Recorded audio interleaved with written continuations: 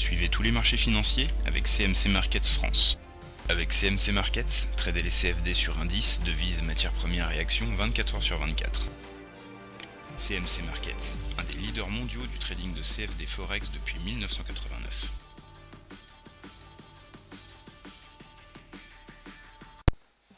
Salut, c'est Trado. Voilà, la vidéo de mise à jour pour l'indice parisien. Bon, ça commence franchement à craindre cette histoire-là, hein, parce que bon, j'avais dit hier lors de mon analyse technique que lorsque l'on clôturait entre deux niveaux de Fibonacci, on avait tendance à aller chercher le niveau suivant. Bon, alors ça a été chose faite.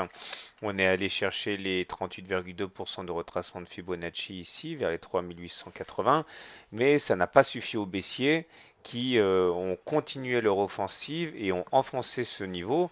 Et ça veut dire que techniquement, eh bien, le support a volé et que nous sommes tout à fait statistiquement dans les clous pour aller chercher le niveau suivant, c'est-à-dire les 50% de retracement de Fibonacci ou encore les 3821. Et les indicateurs techniques, ben, c'est de pire en pire, hein. Le stochastique est dans sa zone de survente. Le MACD est sous son signal et le momentum est négatif. Pas de divergence baissière, donc aucune raison de penser a priori que le calvaire est terminé. Et puis, cerise sur le gâteau, divergence des Bollinger et puis clôture en T1. Alors de quoi s'agit-il? Ça j'en parle souvent, mais bon, c'est important parce que c'est un des outils que je surveille le plus. Donc que sont les Bollinger et que sont les clôtures hors des Bollinger? Il faut savoir que dans 80 à 85% des cas, les cours évoluent entre la Bollinger supérieure et la Bollinger inférieure. C'est ce qui se passe dans quasiment tous les cas. Malheureusement, enfin malheureusement, de temps en temps, c'est pas le cas.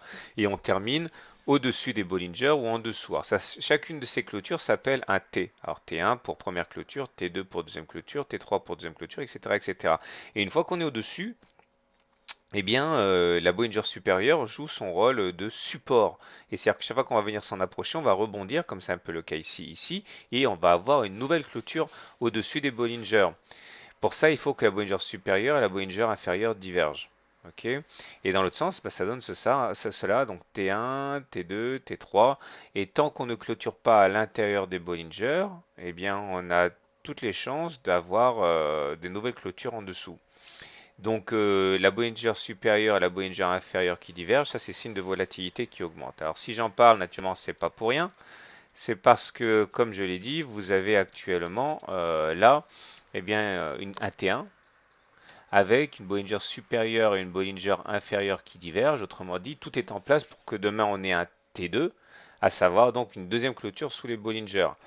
Alors, faut faire attention parce que là, dans ce genre de situation, c'est un petit peu la panique et tout est possible, hein.